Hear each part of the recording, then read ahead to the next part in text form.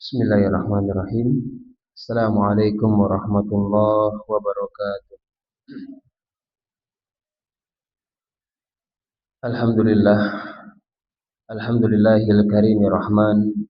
'Allamal Qur'an. Khalaqal insana 'allamahul bayan. Alhamdulillahil wahidil qahhar. Al-azizul jabbar. Mukawwirul laili 'alan nahar. Tabsiratan liulil adhkar wa tadhkiratan liulil absar.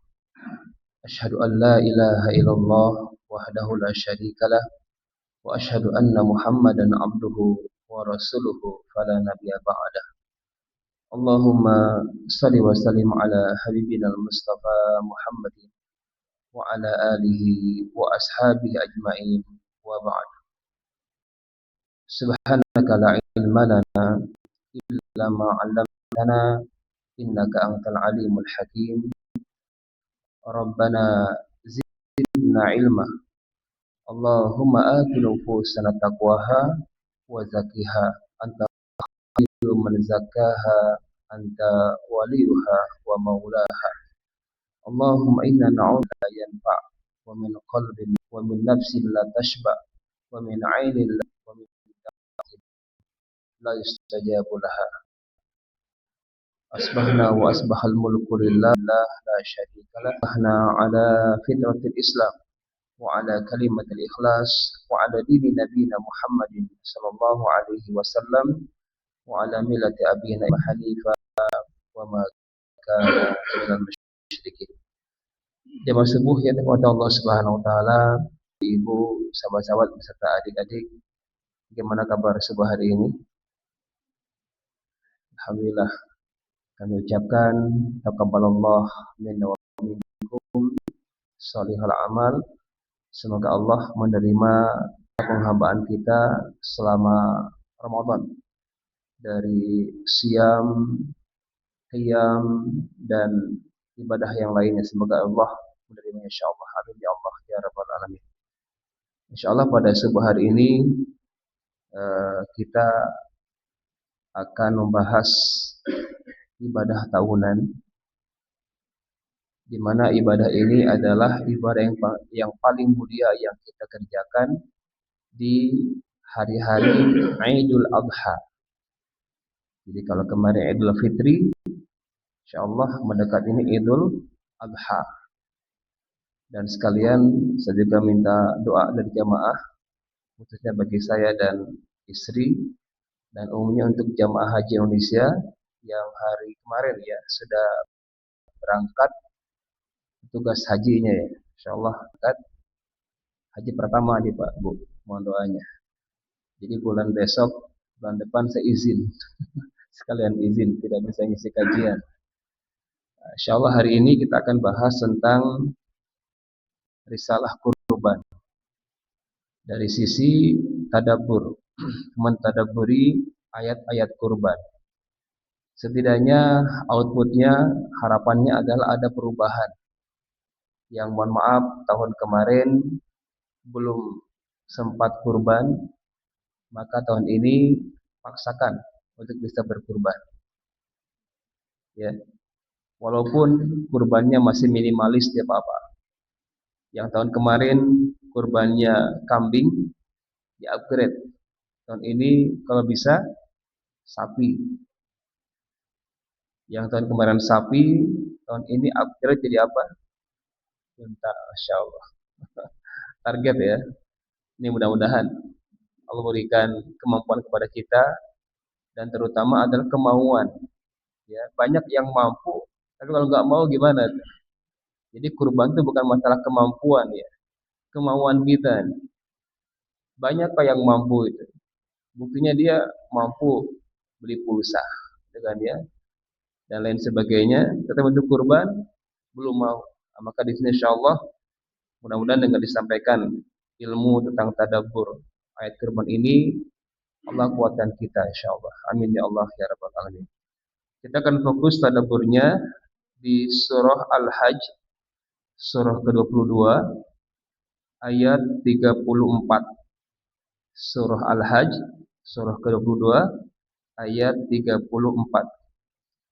Surah ini disunahkan ya dibaca terutama bagi yang akan berangkat haji atau umroh. Jadi sebelum berangkat kalau bisa baca surah Al-Hajj, itu sunnahnya. Ya. Di jamaah di sini ada yang berangkat, Bapak Ibu? Ada ya? Masya Allah. Kalau berangkat, tanggal berapa? Tanggal berapa? Masya Allah kita ketemu Bapak ya. Baik, Alhamdulillah. Surah Al-Hajj ayat 34. Saya bacakan. A'udzu billahi minasyaitonir rajim. Wa likulli ummatin ja'alna mansaka liyadhkuru ismallahi 'ala ma razaqahum min bahimatil an'am fa ilahukum ilahu wahidun falahu aslimu wa basyiril mukhbitin. Ada 3 penggalan penting di ayat ini. Yang pertama adalah pada penggalan walikulli ummatin ja'alna mansaka. Ini tentang sejarah ibadah mansak atau ibadah kurban. Penggalan kedua ini bicara tentang tujuan. Ya. Apa tujuan disyariatkannya ibadah kurban? Lihat urusmallah ala ma razaqahum min bahimatil an'am fa ilahukum ilahu wahid falahu aslimu. Ini penggalan kedua tentang tujuan. Terakhir yang ketiga adalah wabasyiril mukhbitin, tentang karakter orang yang kurbannya sukses. Nah, kita akan lihat, kita akan mengukur barometer sukses tidaknya kurban kepada ayat ini. Ini sudah berapa kali kita berkurban? Sudahkah kita termasuk kategori wabasyiril mukhbitin?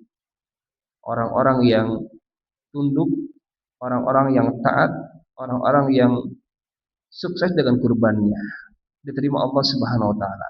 Allah sebutkan karakternya, disebutkan tanda-tandanya insyaallah. Baik. Kita akan masuk satu persatu. Penggalan pertama tentang sejarah. Walikulli ummatin ja'alna mansaka. Allah tabaraka taala dalam firman-Nya itu merekam ibadah kurban ini dengan 3 jejak, 3 fase. Yang pertama adalah fase Adam alaihissalam. Berikutnya yang kedua fase Ibrahim alaihissalam. Terakhir yang ketiga adalah fase Rasulullah Muhammad sallallahu alaihi wasallam. 3 fase. Berarti ibadah ini merupakan ibadah paling tua. Sejak Adam pun sudah ada syariat ibadah kurban. Walaupun ya kaifiyahnya berbeda dengan syariatnya Rasulullah SAW. Tapi ibadah itu sudah ada dari awal. Baik, kita lihat sejarah yang pertama. Allah rekam di surah Al-Maidah. Ya, surah Al-Maidah ayat 27. Al-Maidah surah kelima ayat 27. A'udzu billahi minasyaitonir rajim. Watlu 'alaihim naba'a ibnai Adam bil haqq idh qarraba qurbana fatuqbila min ahadihima wa lam yutaqabbal minal akhar qala la'aqtulannak qala innama yataqabbalullahu minal muttaqin. Allah mengatakan, wahai Rasulullah, watlu 'alaihim, bacakan kepada mereka, kepada umatmu, kita diantaranya. Utlu, bacakan kepada mereka naba'a ibnai Adam. Naba artinya adalah berita besar. Kalau bahasa sekarang apa? Berita viral. Itu naba bahasa Arabnya. Ya, ada surah An-Naba. Itu namanya berita besar atau berita yang viral. Tentang apa? Tentang ibnai Adam. Kisah anak Adam. 2 anak Adam. Siapa namanya? Di Quran nggak disebutin ya. Tapi kalau Bapak baca tafsir ada penyebutan ya Habil dengan Qabil. Ya, karena dalam Ibnu Katsir sebutkan jadi Adam alaihissalam beserta pasangannya siapa namanya? Hawa, ditambahkan pakai Siti. Siti itu dari kata Sayyidah, ya Sayyidah Hawa. Jadi kita merubah Sayyidah jadi Siti, jadi Sayyidah awalnya itu Sayyidah Hawa. Jadi Allah takdirkan Adam dan pasangan ini ketika lahir itu kembar. Lahir pertama lagi perempuan, lahir kedua lagi perempuan. Nah, karena waktu itu belum ada yang lain ya, baru berapa orang? 6 orang. Maka sistem pernikahannya berlaku silang. Ya. Kembaran pertama nikah dengan kembaran yang kedua.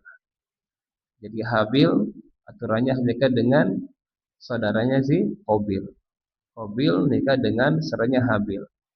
Cuman masalahnya mohon maaf disebutkan dalam kisah tersebut keterangan bahwasanya kembaran yang pertama ini lebih cantik dibanding yang kedua. Nah, maka dia nggak mau, ya. Maka diperintahkanlah itu qarraba qurbana. Untuk itu diberitakan kedua anak Adam ini untuk bertakarrub, ya. Il qarraba.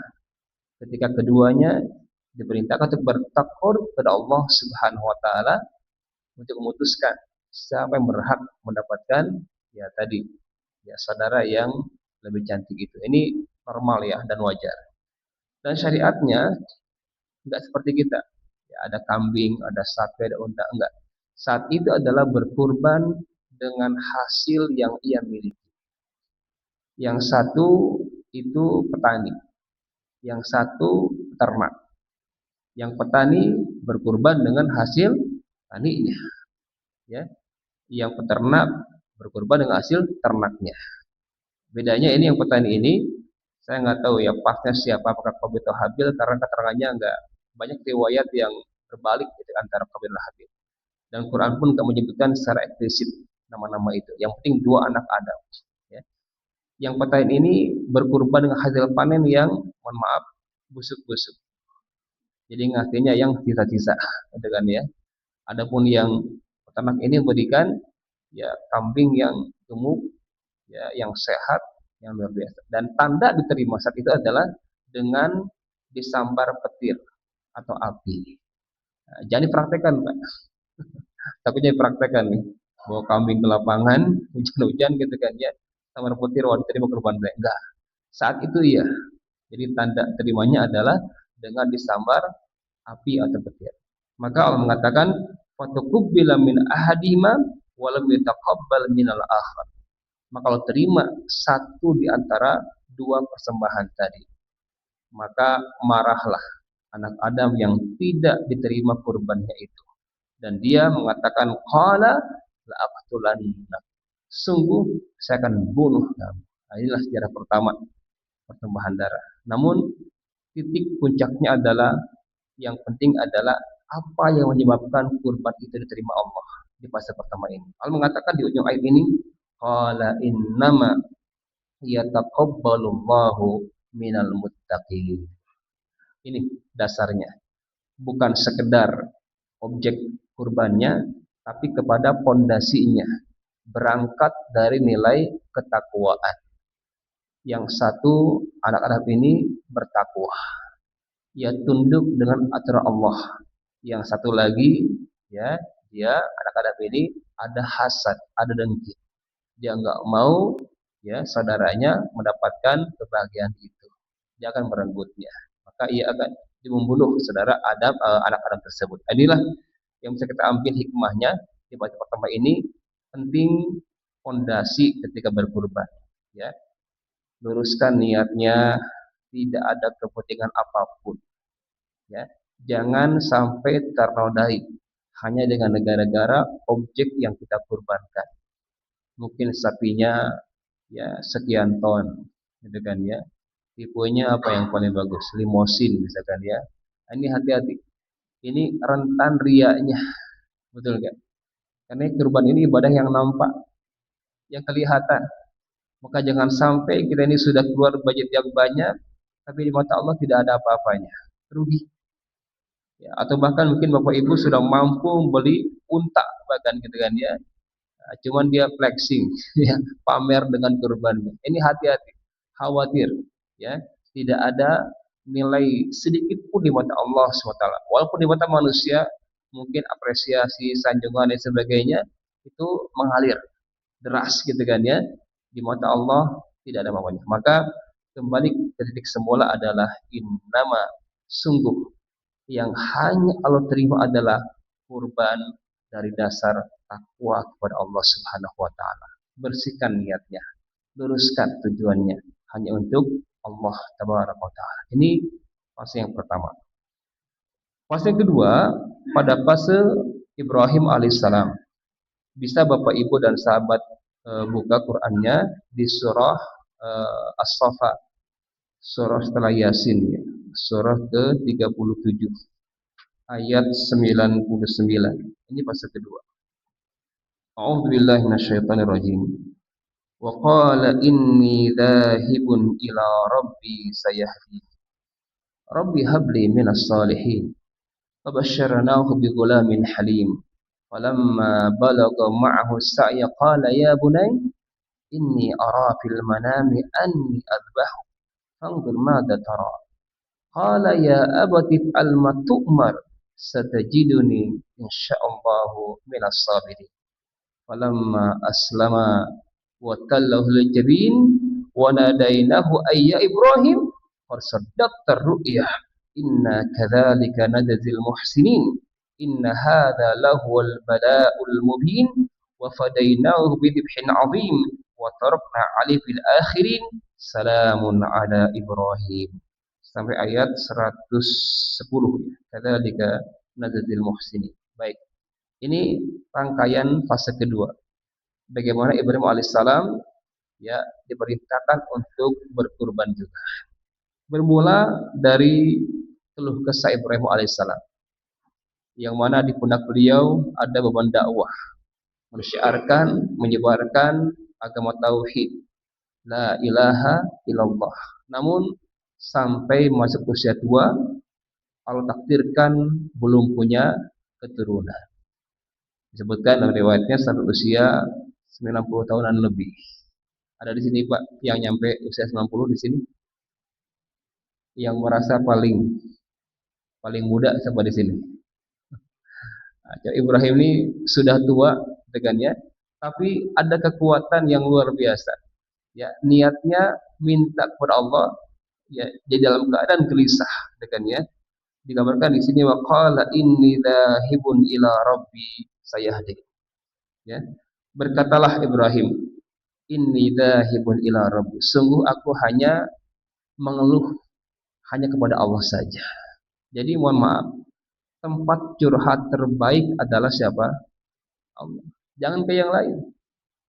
Kadang kita curhat ke siapa? Ke ustadznya, ke bestinya, ke tetangganya. Nggak usah. Ya, nggak usah. Cukup sampaikan curhatan kita kepada siapa? Ila Rabbi. Nabi Ibrahim. Kalau kesahnya ditumpahkan kepada Allah Subhanahu wa taala. Wa qala inni dzahibun ila Rabbi. Kenapa? Beliau yakin saya yahdin. Pasti Allah berikan petunjuk. Ya. Di usia senjanya beliau ingin ada yang akan melanjutkan estafet dakwahnya. Itu tujuannya. Nah, maka Ibrahim alaihissalam dengan semangatnya dan yakinnya beliau ikhtiar dengan apa? Dengan doa. Ini. Jadi apapun masalahnya, seberat apapun masalahnya, sepahit apapun yang kita hadapi, itu bisa ditembus dengan yang namanya doa. Apa doanya? Rabbi habli minas salihin. Ya Allah, karuniakan kepadaku keturunan dari golongan orang-orang yang saleh. Ini silakan dibaca. Bagi Bapak Ibu yang mungkin anaknya atau matanya belum punya momongan, ajarkan doa ini. Begitupun kita nih yang sudah punya anak, ini enggak basi doanya, Pak. Mungkin selama ini kita salah pola asuh, salah pola didik. Anak kita mohon maaf ketikanya melenceng, meleset ketika yang kita harapkan, tarik lagi Pak dengan doa ini, Pak. Rabbi habli minas salihin. Pendek. As-Saffat ayat ke-100. Baca doa ini. Ya Allah, karuniakan kepadaku ya Allah. Minta kepada Allah. Ya. Allah yang maha al-mujib, yang maha menjawab. Allah jawab doa-doa kita. Maka kita yakin ya. Sekalipun dari sisi medis, bayangkan sudah uzur, kemudian pasangannya mandul pula, ya kan? Pasangannya mandul pula. Itu secara medis nggak mungkin, mungkin nggak, Pak? Ya, suaminya uzur, istrinya mandul, mungkin nggak bisa produksi, nggak mungkin secara medis. Tapi tidak ada kata mustahil bagi Allah. Maka kalau bapak yang sudah sepuh pengen punya anak lagi, Pak, mungkin nggak, Pak? Masya Allah. Kalau masih mau baca doa ini, tapi yakin, istri saya udah tua juga, nggak ada yang mustahil bagi Allah. Saya kita yakin tadi, Rabbi habli minas salihin. Maka Allah jawab, langsung jawab, fabasyarnahu bighulamin halim. Tapi doa ini beliau terus panjatkan, nggak sekali dua kali, bukan di ujung ya, terus beliau panjatkan, ya. Maka Allah berikan kabar gembira, fabasyarnahu bighulamin halim. Maka kami berikan kabar gembira dengan lahirnya Ghulam al-Halim, itu anak yang sangat mungil, sangat santun, sangat lembut, al-Halim. Siapa itu? Ismail, yang kelak Allah angkat menjadi Rasulullah, ya, Rasulnya Allah Subhanahu wa taala. Falamma balagha ma'ahu sa'i. Ujian itu datang ketika Ismail masuk usia yang sudah menyenangkan orang tuanya. Nah, kira-kira usia berapa, Pak? Punya anak di usia berapa? Bapak sudah merasa ringan beban itu, Pak. Dia sudah punya pekerjaan, bahkan Bapak dapat pasif income dari anak gitu kan ya, ditransfer gitu. Usia berapa kira-kira? Ya, 20 25 ya, Pak ya. Nah, usia telah kuliah gitu kan ya. Itu kan gambarannya. Di sini nggak disebutin usianya. Yang jelas setelah masuk usia as-sa'ya, yaitu mapan, ya kan, matang gitu kan ya. Apa yang terjadi? Qal ya bunayya inni ara fil manami anni azbahu. Tentang kisah mimpinya Ibrahim alaihissalam. Makanya ada syariat, ya, mabit, ya, mabit di mana? Di Muzdalifah atau di Mina gitu kan ya. Jadi dikisahkan Ibrahim itu bermimpi di malam itu. Tapi besoknya belum beliau sampaikan. Masih menguatkan. Di malam kedua, gitu kan ya. Makanya ada syariat rema jumroh gitu kan ya. Karena syaratnya membisikkan. Malam kedua masih mimpi yang sama. Malam ketiga masih mimpi yang sama. Ya, maka di hari ketiga itu Ibrahim memberanikan diri. Dia menguatkan, gitu kan ya. Dipanggillah, ya bunai, ya bunai, inni ara fil manami anni azbahu. Berarti kan di sini ucapan seorang ayah. Ini kalau saya lihat dari dunia parenting sangat luar biasa. Pertama, Ibrahim alaihissalam memanggil anaknya dengan kalimat ya bunayya. Apa artinya? Wahai, bukan anakku. Kalau anakku itu ibni. Ini bunayya. Bunayya itu litakrib, menunjukkan betapa dekatnya ayah dengan anaknya. Kalau anakku itu biasa, ya. Kalau bunayya itu nggak biasa, luar biasa. Jadi apa terjemahannya? Wahai anak kesayanganku. Nah, gitu ya. Itu ya bunayya. Jadi betapa dekat, walaupun secara fisik Ibrahim dan Ismail itu kira-kira berdekatan nggak? Berjauhan, betul nggak? Ketika lahir Ismail, Allah perintahkan Ismail dan Hajar itu ibunya di mana? Biwadin ghairi dzi zar'in 'inda baitikal muharram. Di lembah yang tak bertuan. Bayangkan, ya. Ibrahim menempatkan Hajar istrinya dan Ismail yang bayi merah ini, yang ini biwadin, di sebuah lembah yang tak bertuan. Ghairi dzi zar'in, tidak ada tumbuhan, gersang. Hajar radhiyallahu anha, wahai suamiku, wahai Ibrahim, apakah ini perintah Tuhanmu? Ya. Jawabannya apa? Ya. Maka Hajar kuat. Allah enggak akan cuek kepadaku. Allah enggak akan tinggalkan aku. Silakan kau pergi. Allahu Akbar. Di sini, secara fisik itu berjauhan, tetapi ada koneksi batin. Ini penting bagi para ayah yang mungkin memondokkan pesantren apa anak-anaknya pesantren gitu kan ya, secara fisik kita berjauhan, tapi ada pertautan batin dengan apa dalam doa kan ya, atau mungkin anak kita merantau dan sebagainya, tautan dalam doa. Secara fisik berjauhan, tapi batinnya, ruhnya saling bertautan. Maka Ibrahim mengatakan padanya, ya bunayya, wahai anak kesayangan, inni ara fil manami anni adbahu. Ada dua penekanan sini. Ini dengan an, dua penekanan. Sungguh benar-benar. Ini untuk apa? Untuk menghilangkan keraguan. Keraguan dalam dirinya dan keraguan Ismail ketika merespon. Ini bahasa Al-Quran kental sekali nih maknanya. Ya. Jadi datang dengan dua taukid. Sungguh aku bermimpi benar-benar aku diperintahkan Allah untuk menyembelihmu. Dua kali. Ini kemudian anni. Inni ara fil manami anni adbahu. Ya. Mimpi para nabi itu adalah wahyu. Ya. Bukan bunga-bunga tidur. Ini mohon jangan dipraktekkan ya. Kalau nanti malam bapak mimpi nyembelih anak, wah kayak Ibrahim ini jangan Pak. Mimpi bapak itu bunga-bunga tidur saja. Lain cerita dengan mimpinya para nabi, itu hakun. Itu benar, ya. Baik. Ini ara fil manami anni adbahu. Tapi luar biasa Ibrahim alaihissalam. Walaupun beliau yakin ini perintah Allah, tidak ragu sama sekali. Meskipun delay 3 hari gitu kan ya, ini menguatkan saja, bukan ragu, menguatkan saja, menguatkan, ya kan, menguatkan. Tetapi Ibrahim masih memberikan jeda. Fangdur mada tara, wahai anakku, bagaimana pendapatmu? Tidak langsung eksekusi. Begitupun dalam dunia pola asuh, ya kan. Ketika anak kita berbuat salah, berbuat khilaf, jangan langsung dihukum. Kasih jeda dulu, kasih kesempatan. Setidaknya ada argumen yang anak kita sampaikan.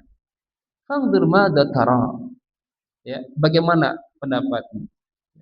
Anakku, kenapa kau berbuat ini? Apa alasannya? Ya, apa sebabnya?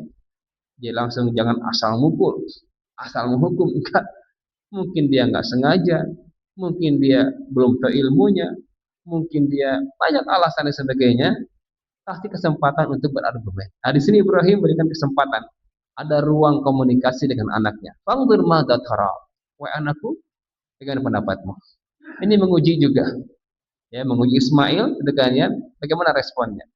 Apa responnya? Qala ya abati if'al ma tu'mar satajiduni insyaallahu minas sabirin. Lihat respon anak. Ketika ayahnya manggil ya bunayya, maka anaknya pun memanggil bapaknya apa? Ya abati, bukan ya abi. Kalau ya abi itu biasa. Abi bapakku. Kalau abati apa artinya? Bapak kesayanganku. Jadi anak kita bangga, Pak. Nah, coba. Ini jangan-jangan anak kita ini nggak bangga dengan ayahnya. Coba tanya ke anak-anak kita, nak, kau bangga nggak dengan ayah, nak? Ya, jangan sampai nih anak kita tidak bangga dengan ayahnya, tidak bangga dengan ibunya. Kenapa? Tidak ada masalah. Nah, Ibrahim berhasil mendidik anaknya ini luar biasa. Sampai terekam dalam panggilan tadi, ya abadi, wahai ayah kesayanganku. Jadi dia bangga dengan ayahnya. Bangga dengan ya. Baik, ya abadi, apa jawabannya? If al matu'mar, tanpa keraguan sedikit pun laksanakan apa yang diperintahkan. Allahu Akbar. Tidak ada keraguan sedikit pun. If al matu'mar, itu respon anak yang dididik dengan didikan robbani. Dikenalkan dengan konsep la ilaha illallah, tidak dimanjakan. Ya, kalau sekarang kan salah kita ini menerapkan kasih sayang. Ya biar anteng dikasih apa? Gadget, gitu kan ya. Biar enggak kemana-mana dikasih handphone. Akhirnya terjadi apa yang tidak kita harapkan dari segi fisik, mental dan sebagainya, banyak pengaruhnya dan sangat dahsyat. Maka di sini jangan salah dalam pola asuh. Nah, Ibrahim berhasil ya mengkrip atau mempola anaknya sehingga tercermin dalam responnya tadi. Ya abati al-matu'mar satajiduni insyaallahu minas sabirin. Engkau akan dapatkan aku di antara orang-orang yang sabar. Jadi kalau saya rasakan dari ayat ini, sabar yang paling berat itu adalah bukan sabar ketika ada musibah, bukan. Kalau saya urut, sabar dalam musibah itu urutannya ketiga, Pak. Yang kedua apa? Sabar ketika diberi kenikmatan. Itu dari kedua. Yang paling tinggi, yang pertama adalah sabar dalam ketaatan. Itu yang paling berat. Sabar dengan tahajudnya, ya. Sabar dengan disiplin salat jamaahnya. Sabar dengan rutin sedekah subuhnya. Sabar dengan program Jumat berkahnya. Karena syaitan tuh nggak mau kita ini istiqomah. Nah, ini kesabaran yang paling tinggi dari sana. Ya. Ismail alaihissalam membuktikan, ya, satajiduni insyaallahu minas sabirin. Kalau engkau akan dapatkan aku, ya ayahku, di antara barisan orang yang sabar. Sabar apa? Dalam ketaatan. Baik. Kalau kita kan sekarang tidak itu nggak seru, udah tahu ujungnya. Tapi kalau kita flashback ke belakang, Ibrahim alaihissalam, apakah tahu yang terjadi setelah itu? Nggak terjadi, nggak tahu. Dengan dia, maka falamma aslama, ketika keduanya telah berserah diri, Ibrahim telah menghilangkan egonya. Bayangkan. Jadi kalau saya ambil petik hikmah di fase kedua ini, Ibrahim alaihissalam itu beliau berani berkurban dengan sesuatu yang selama ini sangat dia cintai. Bayangkan puluhan tahun ia tunggu-tunggu buah hati ini. Ia tunggu-tunggu buah hati ini. Sudah ada, Allah berikan, dan sudah pula meringankan beban kehidupannya. Ada perintah. Nah, sekarang kita bisa nggak, Pak, berkurban di tahun ini dari sesuatu yang selama ini sangat kita cintai? Kira-kira apa, Pak? Harta apa yang Bapak sampai hari ini Bapak suka banget dijaga, gitu kan ya? Mungkin ada ya logam mulianya, mungkin ya ibu mungkin maharnya masih disimpan, gitu kan ya, sekian kilogram sebagainya. Di tahun ini bisa nggak kita berkurban dari sesuatu yang sangat kita cintai? Sebagaimana Ibrahim mengkorbankan siapa? Anaknya. Baik, Ustaz, yang paling saya cintai adalah istri saya. Jangan sampai korbannya istri, jangan salah paham juga ya. Dari segi harta, ya, dari segi harta. Oke, falamma aslama wa talahul jabin. Ketika keduanya telah berserah diri, tunduk, patuh, egonya dibuang, nafsunya dibuang, syahwatnya dibuang, logikanya dibuang. Karena ini nggak logis ini. Ini kalau terjadi, gitu kan ya, kira-kira bapak ibu akan ngecap Ibrahim ini apa nih? Gila nih, betul nggak, Pak? Kalau hari ini ada tipe bapak yang kayak gini, yang selama ini nunggu anak, pas ada anak mau disembelih, gila nggak tuh ayah? Gila, betul nggak? Ini logika kita nih. Tapi tidak dengan Ibrahim.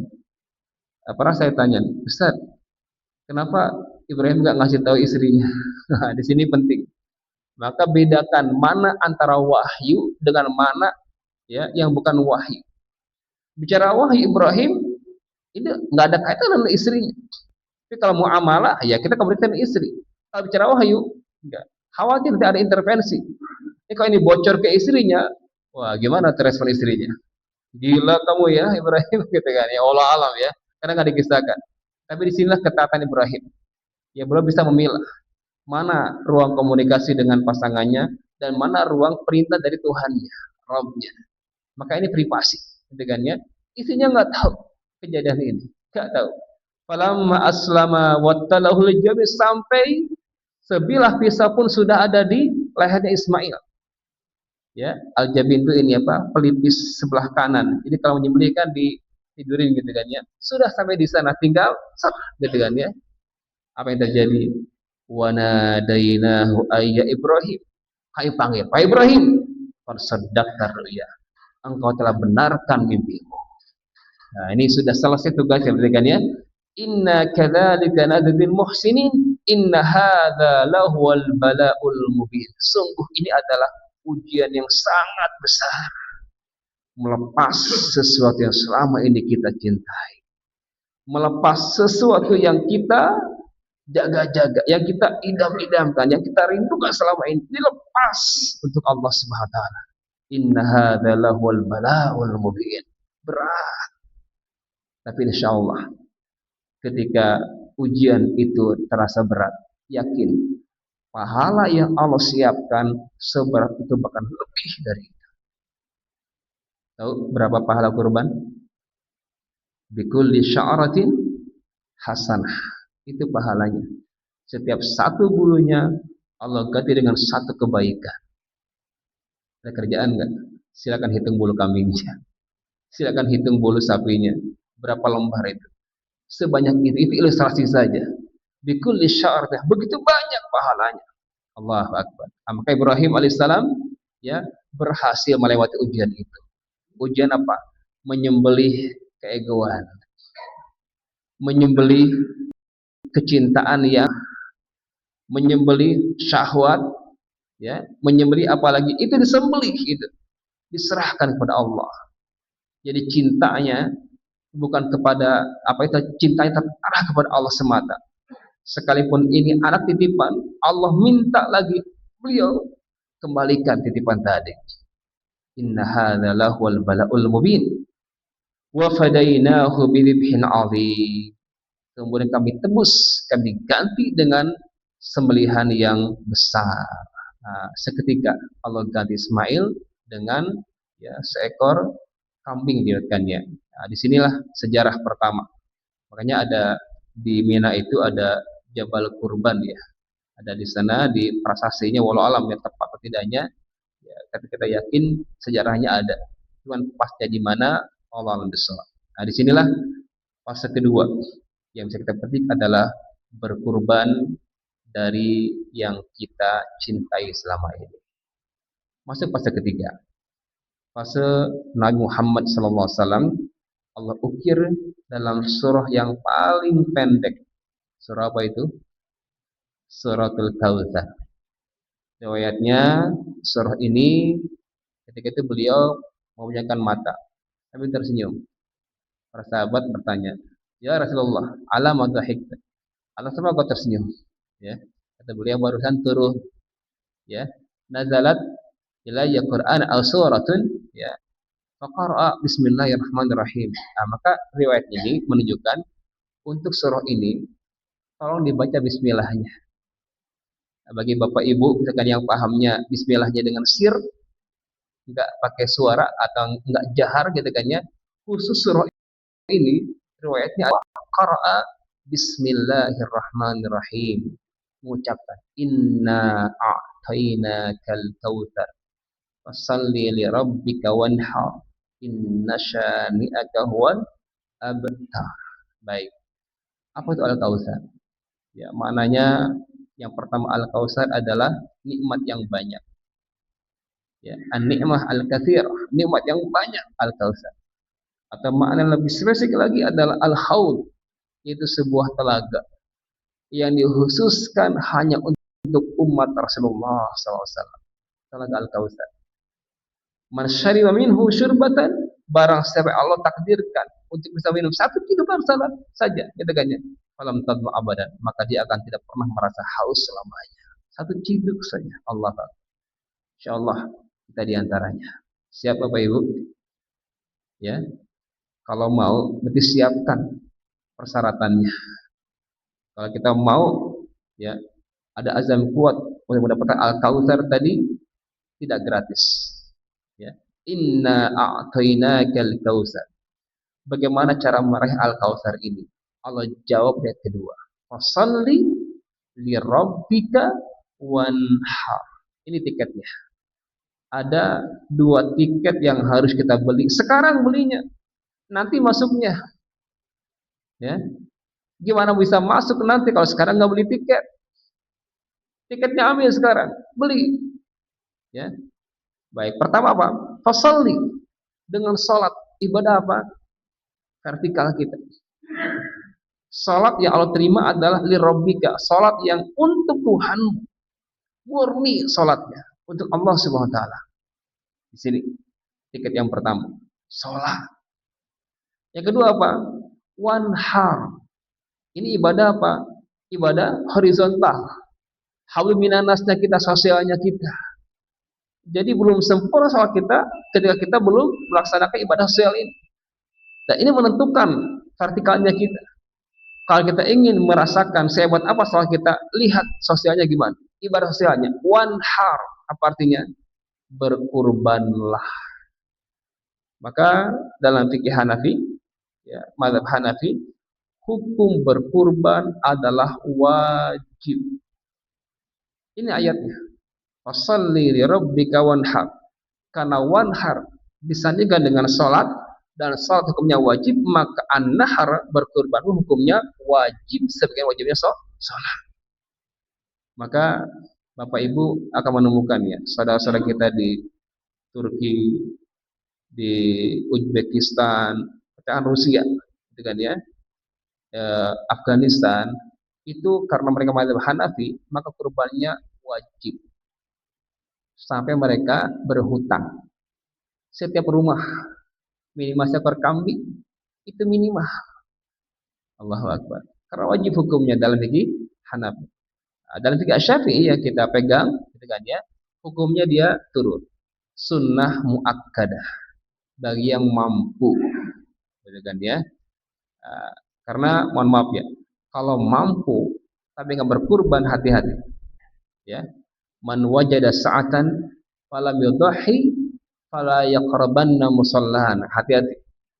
Rasul mengatakan pada kita, barang siapa yang Allah berikan sa'atan, keluasan rezeki, kemampuan di hari Idul Adha, tapi dia tidak berkurban, apa yang Rasul katakan? Fala yaqrabanna musallana. Jangan dekati tempat salat kami. Itu cibiran, Pak. Ya, itu cibiran. Itu lampu kuning ini dari Rasulullah. Ya, bagi Allah mampukan, gitu kan ya. Tapi dia tidak berkurban. Dengan dalil apa? Enggak wajib kok. Nah, di sini, gitu kan ya. Memang hukum tidak wajib. Tapi kalau kita mampu tapi tidak berkurban, Rasul mengatakan, "Fala yaqrabanna musallahana." Jangan kau dekati tempat salat kami. Allahu Akbar. Di sini. Nah, maka lihat kalimat wanhar. Secara bahasa, an-nahar artinya adalah menyembelih. Dan an-nahar ini maknanya adalah khusus penyembelihan unta. Secara bahasa. Salah kalau Bapak Ibu menggunakan kata nahar untuk selain unta. Itu salah secara bahasa. Contoh misalkan, saya memotong atau menyembelih sapi. Pakai nahar. Nahartu al-baqar. Salah secara bahasa. Saya menyembelih ayam. Nahartu ad-dajjaj. Salah secara bahasa. Nahar secara bahasa khusus untuk apa? Sembelihan unta.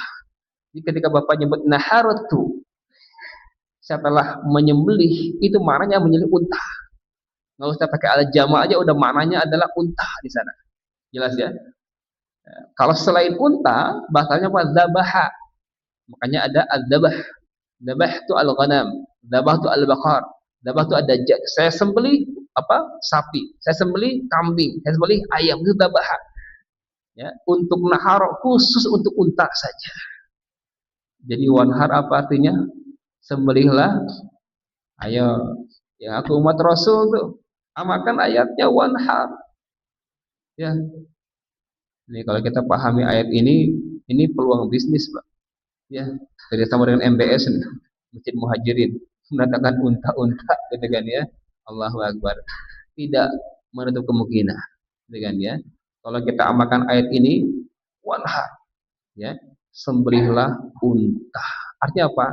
Yang terbaik, itu maksudnya. Jadi kalau saya runut dari awal tadi, pertama adalah innama yataqabbalullahu minal muttaqin. Pertama dasarnya takwa. Yang kedua adalah berkurban dari yang kita cintai. Yang ketiga adalah berkurban dengan yang terbaik. Siap Bapak Ibu? Masya Allah, masih ragu-ragu nih. Dari sekarang persiapkan. Ya, nabungnya ini belum terlambat kok. Masih ada sebulan lagi lah. Nah, kalau enggak tahun ini tahun depan lah. Jadi ilmu ini pakai tahun depan. Aduh, saya belum nabung ini. Ya, belum terlambat. Setidaknya ada ada apa istilah itu kesemangatan untuk berubah, mengupgrade ibadah kita insyaallah. Baik, ini baru penggalan pertama ya tentang walikulli ummatin ja'alna mangsaka. Sejarah ibadah kurban dengan 3 fase itu. Masuk yang kedua, saya simpulkan saja ya, ringkas saja tentang tujuan. Apa tujuan ibadah kurban? Sebutkan di ayat ini, kembali ke surah Al-Hajj ayat 34. Liyadhkuru ismallahi ala ma razaqahum min bahimatil an'am fa ilahukum ilahu wahid falahu aslimu. Pertama, tujuannya adalah liyadhkuru ismallah ala ma razaqahum min bahimatil an'am, agar mereka ingat kepada Allah atas apa yang Allah karuniakan kepada mereka. Apa? Kurban adalah bukti syukur. Sampai hari ini Allah sudah ngasih berapa kepada kita? Pernahkah kita menghitungnya?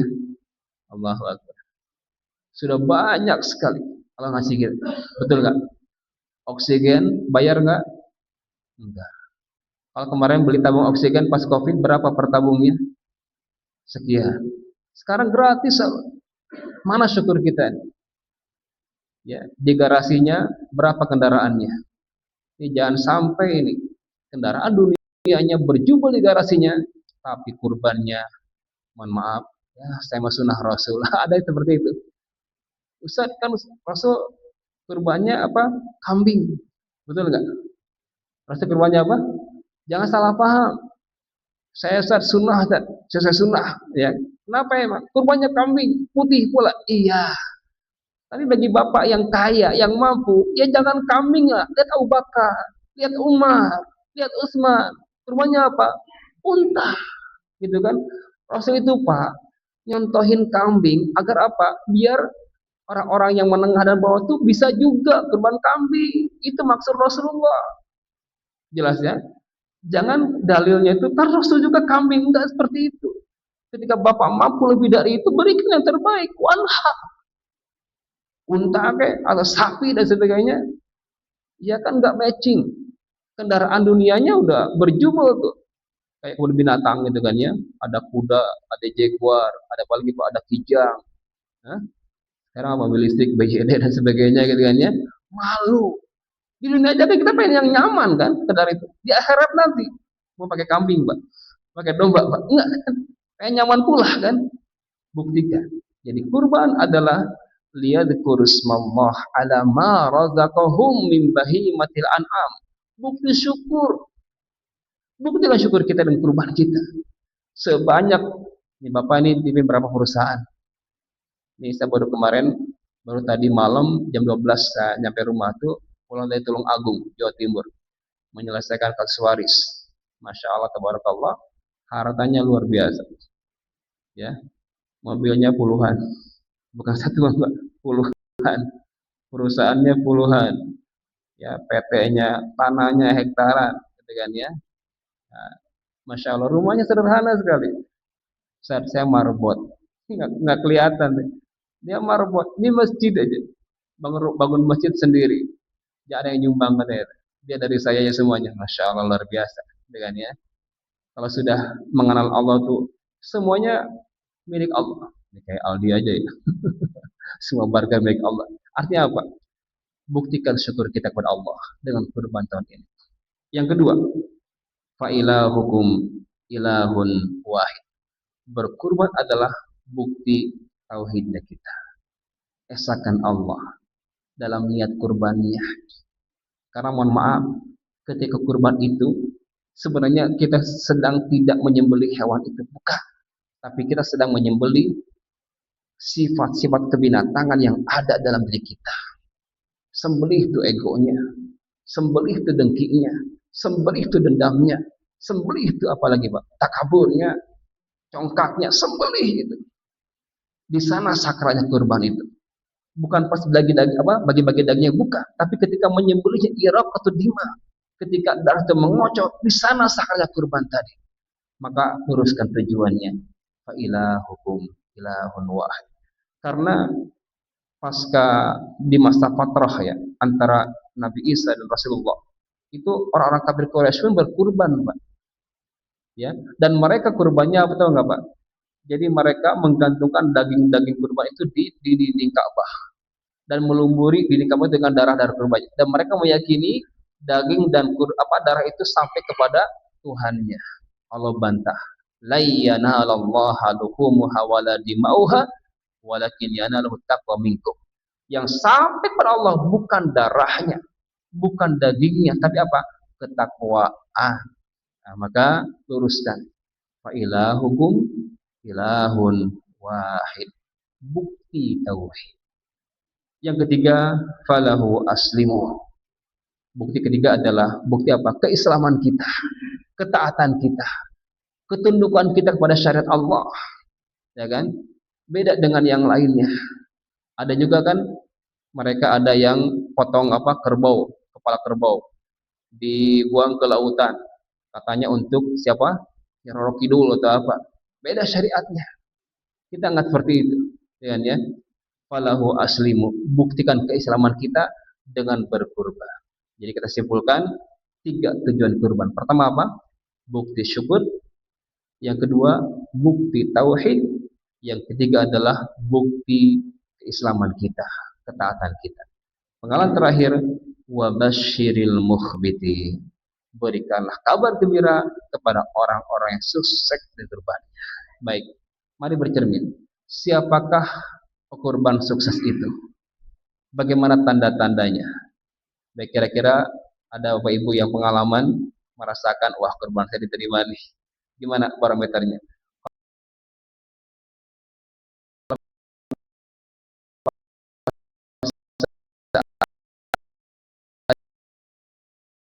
Padamkan dengan samar besar Rasulullah.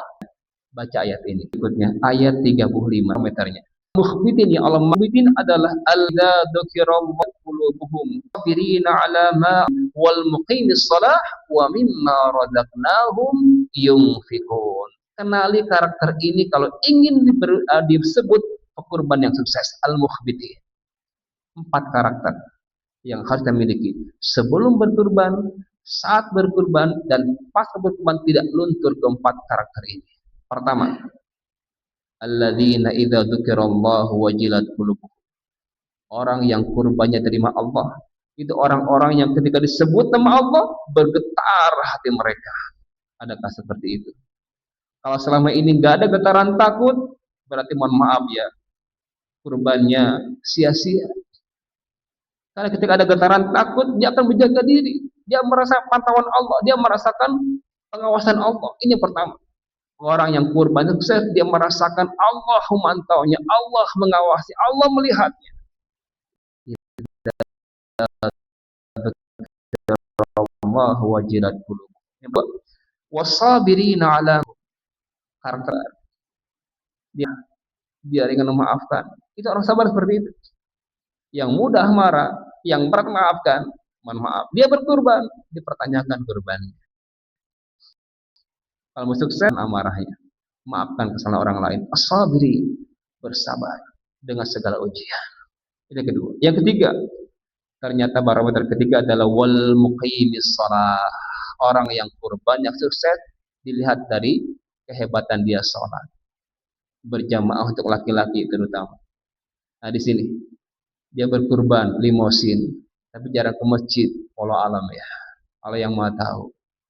Tapi kalau Bapak Ibu merasakan ya diterima kurban kita, lihat kita ini iltizam atau di sini dalam salatnya wal muqimis shalah. Ia menjaga salatnya. Terus yang keempat adalah wa mimma razaqnahum yunfiqun. Terus berderma, berinfak di jalan Allah Subhanahu wa taala. Itulah 4 karakter yang harus kita miliki agar Allah menggolongkan kita kepada golongan wabasyiril mukhbitin. Amin ya Allah ya rabbal alamin. Mudah-mudahan Allah menerima kurban kita di tahun ini dengan kurban yang dasarnya takwa, dengan kurban yang selama ini kita cintai, dan dengan kurban yang terbaik yang kita miliki. Mari kita dengan doa kafaratul majelis.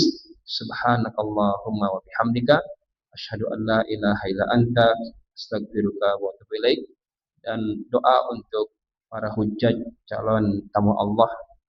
Saya doakan untuk jemaah yang berangkat Allahumma hajjan mabruran wa sa'yan mashkuran wa dhanban maghfuran wa tijaratan lang tabur. Akhirul kalam. Assalamualaikum warahmatullahi wabarakatuh.